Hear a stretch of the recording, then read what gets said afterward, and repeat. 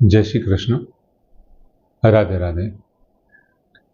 મિત્રો, હવે વિશ્વરૂપ દર્શન યોગ એટલે કે 11મો અધ્યાયની પૂર્ણાહુતિ તરફ આપણે જઈ રહ્યા છીએ.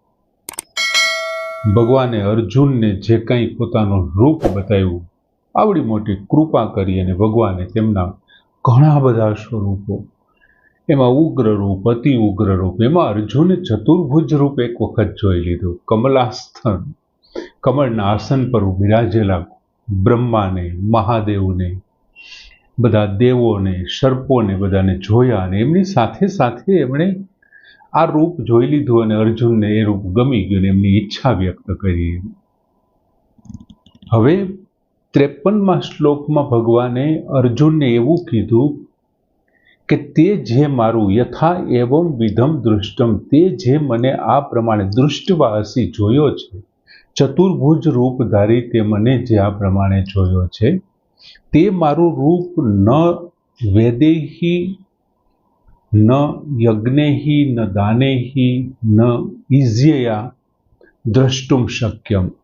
તે કેટલા બધા યજ્ઞોના અનુષ્ઠાન કરવાથી, વિવિધ પ્રકારના વેદોના અધ્યયન કરવાથી, વિવિધ દાન આપવાથી, કે પછી કોઈ રીતે એને પ્રાપ્ત નથી કરી, જોવું શક્ય નથી. એમ જે તે જોયું છે, તે જે મને જોયું છે. અને હવે 54મા શ્લોકમાં એમનું કારણ રજૂ કરે છે કે આ શેનાથી જોવું શક્ય બને છે, આ મારું રૂપ તું કેવી રીતે જોઈ શકે બીજા લોકો. એટલે ભગવાન કહે છે 54મા શ્લોકમાં કે ભક્તયા તું અનન્યયા શક્ય અહમ એવં વિધઃ અર્જુન જ્ઞાતુમ દ્રષ્ટુમ ચ તત્વેન પ્રવેષ્ટુમ ચ પરંતપ. અહીં અર્જુન માટે બે વિશેષણ વપરાયા. પરંતપ અર્જુન, પર તું એટલે પરંતુ, પરંતપ અર્જુન, હે શત્રુતાપન અર્જુન, હે શત્રુને સંતાપ આપનાર અર્જુન. એવં વિધઃ અહમ, આવો ચતુર્ભુજ રૂપધારી હું, આવા પ્રકારનો ચતુર્ભુજ રૂપધારી હું. અનન્યયા ભક્તયા, માત્ર અનન્ય ભક્તિ દ્વારા જ, અનન્યયા ભક્તયા, માત્ર અનન્ય ભક્તિ દ્વારા જ, જ્ઞાતુમ, તત્વથી જાણવા માટે, તત્વથી જાણવા, ચ અને, દ્રષ્ટુમ એટલે દેખાવા, એટલે કે જોવા, તથા પ્રવેષ્ટુમ પ્રવેશ કરવો. પહેલી લાઈનમાં છે શક્ય એટલે શક્ય છે. પરંતુ હે શત્રુને સંતાપ આપનાર અર્જુન, આવા ચતુર્ભુજ રૂપધારી હું માત્ર અનન્ય ભક્તિ દ્વારા તત્વથી જાણવા અને દેખાવા એટલે કે સકાર રૂપે દેખાવા તથા પ્રવેશ કરવો શક્ય છે. હવે પ્રવેશ કરવો શક્યનો અર્થ પ્રાપ્ત કરવો શક્ય છે, એ જોઈએ હમણાં. પ્રવેશ કરવો એવું ભગવાને શું કામ આપ્યું એમ. હવે અહીંયા વાત એ તું શબ્દથી કરે છે. હવે તું પદ છે ને એ બીજા શબ્દોથી વિલક્ષણતા બતાવે છે. દાન છે, ઉગ્ર તપ છે, ત્યાર પછી વેદોનું અધ્યયન છે, યજ્ઞોનું અનુષ્ઠાન છે, તું પરંતુ એમના સિવાય વિલક્ષણ બતાવે છે. તે જે મારું ચતુર્ભુજ રૂપ જોયું, એવમ વિધમ અહમ દૃષ્ટવા અસી, તે મારું જે આ ચતુર્ભુજ રૂપ જોયું તે તપથી નથી પ્રાપ્ત થતું. તું ગમે તેવા ઉગ્ર તપશ્ચર્યા કરે નહીં મેળ ખાય, ગમે તે વસ્તુનું તું દાન કરે તો પણ એ જોવું શક્ય નથી, ગમે તેટલા યજ્ઞોનું અનુષ્ઠાન કરે, તું ગમે તેટલા વેદોનું અધ્યયન કરે, પણ એ નહીં શક્ય બને. આ એકમાત્ર એમનું કારણ છે, એમનું સાધન છે. જો તારે મારું ચતુર્ભુજ રૂપ જોવું હોય ને તો કેનાથી પ્રાપ્ત થાય? તો કે અનન્યયા ભક્તયા, અનન્ય ભક્તિથી પ્રાપ્ત થાય. હવે અનન્ય ભક્તિ એટલે શું એમ? આપણે આમની પહેલા ઘણી વખત વાત કરી છે કે અનન્ય એટલે શું? અનન્ય બીજું કંઈ નહીં. અનન્ય ભક્તિ એટલે માત્ર ને માત્ર એક ભગવાનનો જ સહારો. મારી બુદ્ધિ કામ નથી લાગતી, મારું બળ કામ નથી લાગતું, મારે બીજો કોઈનો આશ્રય નથી, બીજું કંઈ નહીં એમ. જેમ આદ્યગુરુ શંકરાચાર્યએ મા ભવાનીની સામે કીધું હતું, ગતિહિત્વમ ગતિસ્ત્વમ ત્વમ એકા ભવાની. હે મા ભવાની, તું એક જ મારી ગતિ છે, બીજું કોઈ નહીં, મારે કોઈનો સહારો નથી. મારું કોઈ આશ્રય સ્થાન નથી, બીજું મારું વિશ્વાસ પણ હોવો જોઈએ ને, વિશ્વાસ પણ નથી, બીજી કોઈ પણ યોગ્યતા મારી પાસે એવી કોઈ યોગ્યતા નથી કે હું કરી શકું, મારી પાસે એવી બળ નથી, મારી પાસે એવું બુદ્ધિ પણ નથી. આ કોઈ પણનો સહારો જ્યારે ન હોય અને માત્ર એક એમના ઉપર ભરોસો હોય ને એને અનન્ય ભક્તિ કહે છે.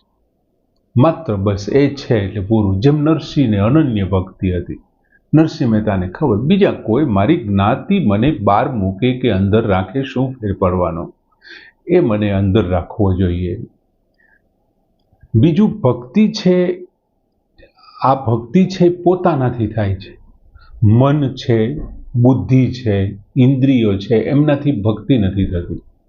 ટૂંકમાં પોતાની વ્યાકુળતાપૂર્વક જ્યારે ઉત્કંઠા જાગે, પોતાની અંદર ભગવાનને પ્રાપ્ત કરવાની અતિ ઉત્કંઠા જાગે, જેમ ગોપીઓને ઉત્કંઠા જાગી હતી, એમના પતિ વિરોધ કરતા હતા ને એમ છતાં ઉત્કંઠાએ એમને એમના સુધી પહોંચાડી દીધા.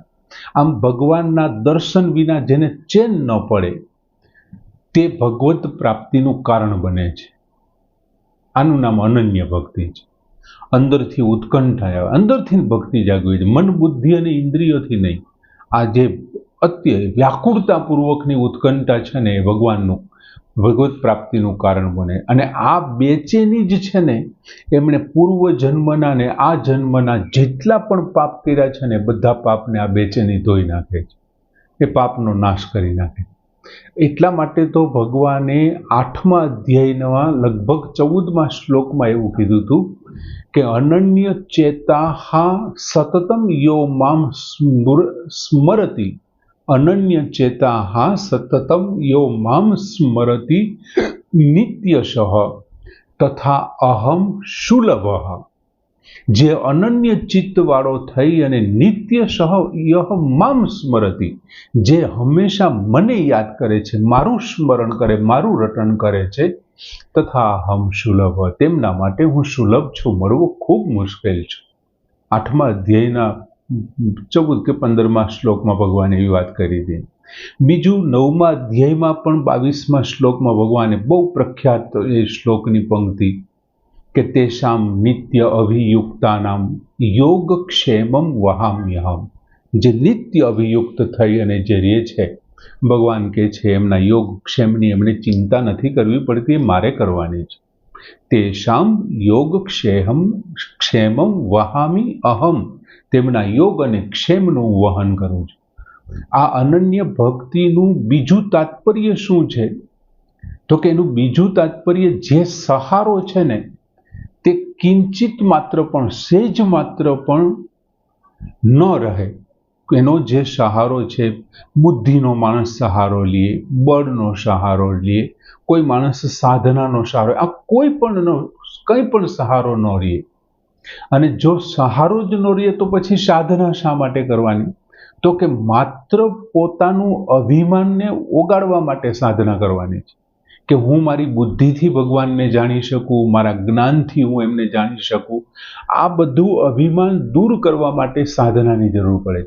ટૂંકમાં ભગવાનની કૃપા સાધનામાં નહીં પણ સાધનાના અભિમાનને દૂર કરવા માટેની હોવી જોઈએ.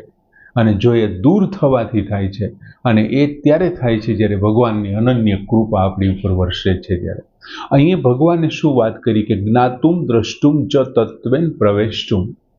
હું જે આ અનન્ય ભક્તિ છે એમનાથી તત્વેન જ્ઞાતુમ, અનન્ય ભક્તિથી હું જાણી શકાઉં છું. હવે જાણી શકાઉં છું, બીજું દ્રષ્ટુમ એટલે જોઈ શકાઉં છું, અને પ્રવેષ્ટુમ એટલે પ્રાપ્ત પણ કરી શકાઉં છું.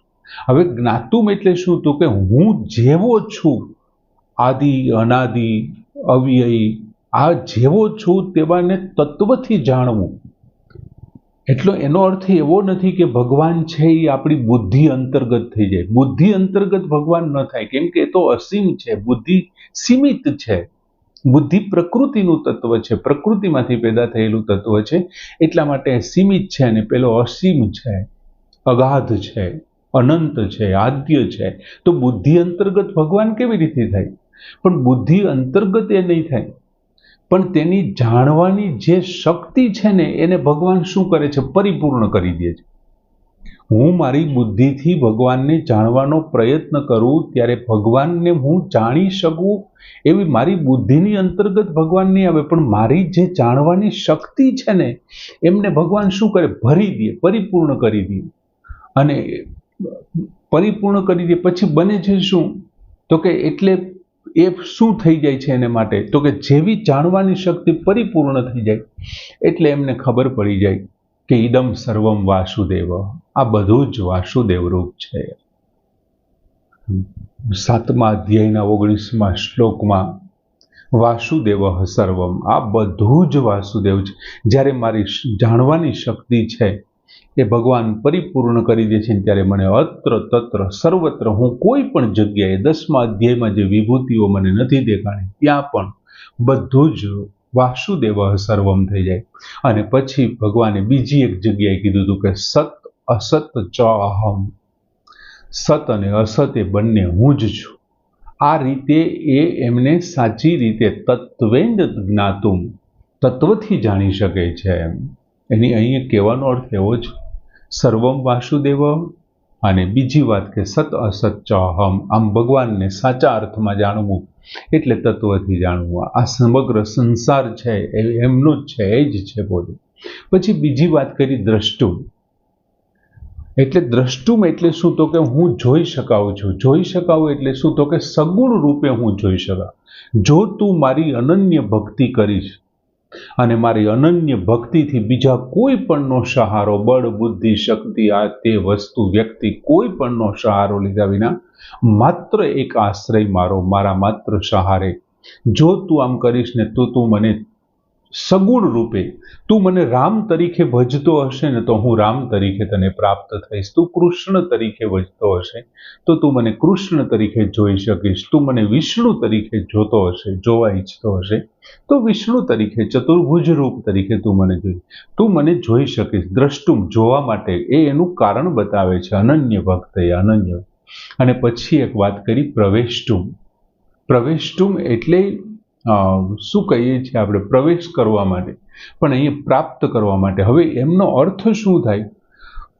તો કે માણસ જ્યારે ભગવાનને જાણી લે છે તત્વથી, એમને ખબર પડી જાય છે વાસુદેવ સર્વમ અથવા સત અસત ચ અહમ, સત અને અસત બંને હું છું, પછી પોતાના શરીરનો કોઈ મતલબ નથી રહેતો. એટલે એ શરીરમાંથી એમનો જે આત્મા છે ભગવાનની અંદર પ્રવેશ કરે છે અથવા ભગવાનમાં એકાકાર થઈ જાય છે, એકલીન થઈ જાય છે. જેમ કોઈ મોટા વાસણમાંથી પાણીની એક ટબુડી ભરી લીધી છે અને એ ટબુડીને પાછી વાસણમાં નાખી દઈએ છીએ તો એમાં પાણી ભળી ગયું છે, પાણીને પ્રાપ્ત થઈ ગયું છે. એમાં આ અંશ છે એ પરમાત્માને પ્રાપ્ત થઈ જાય છે. ભગવાન અહીં જે એમનો અભિન્નતાનો અનુભવ કરાવે છે, એમની સાથેની જે અભિન્નતા છે એમનો અનુભવ થઈ જાય છે. અને એમની જે નિત્ય લીલા છે ને ભગવાનની, એ નિત્ય લીલામાં એ ભક્ત અને ભગવાન છે એ ભેળવી દે છે. ભગવાનને શરણે જતા એમની જે કાંઈ સામાજિક ઈચ્છાઓ છે, સાંસારિક ઈચ્છાઓ છે, એમને પણ ભગવાન પહેલાં પૂર્ણ કરે છે અને પછી એમની જે અંતિમ, જેની શ્રેષ્ઠ ઈચ્છાઓ છે યા તત્વ જ્ઞાતુમ દ્રષ્ટુમ પ્રાપ્તુમ, એ જે શ્રેષ્ઠ પ્રવેષ્ટુમ, એ જે શ્રેષ્ઠ ઈચ્છા છે એમને પૂરી કરે છે. પહેલાં સાંસારિક ઈચ્છાઓ પૂરી કરે. જેમ કે ધ્રુવજીનું આપણે ઉદાહરણ જોઈએ તો ધ્રુવજીએ ભગવાનની અંદર ભળતા પહેલાં 36,000 વર્ષ સુધી એમણે રાજ કર્યું. એ જ પ્રમાણે વિભીષણજીએ પણ એક કલ્પ સુધીનું રાજ કર્યું અને એ એમની સાંસારિક ઈચ્છાઓની પૂર્તિ થયા પછી ભગવાને એમની શ્રેષ્ઠ પૂર્ણતાની પ્રાપ્તિ કરાવે છે. જેમ ધ્રુવજીને કરાવી, જેમ વિભીષણજીને કરાવી, એમ એમને પૂર્ણતાની પ્રાપ્તિ કરાવી. અને પછી જાણવાનું કે પછી પામવાનું કંઈ બાકી નથી રહેતું. એ પૂર્ણતામાં ભેળ્યા પછી કોઈ વસ્તુ બાકી. એટલે ભગવાનના ચતુર્ભુજ રૂપ જોવા માટે એકમાત્ર કારણ છે અને તે અનન્ય ભક્તિ. એ પરમ કૃપાળુને પ્રાર્થના કરીએ કે અમારી અંદર આવી ભક્તિને જાગૃત કરે. બીજા કોઈના સહારાની તો ક્યારેય જરૂર ન પડે. બહુ સરસ મજાનો શ્લોક ભગવાને અર્જુનને વાત કરી કે ભક્તયા તું અનન્યયા શક્યમ અહમ એવમ વિદઃ અર્જુન જ્ઞાતુમ દ્રષ્ટુમ ચ તત્વેન પ્રવેષ્ટુમ ચ પરંતપય. પૂર્ણ કરીએ. જય શ્રી કૃષ્ણ.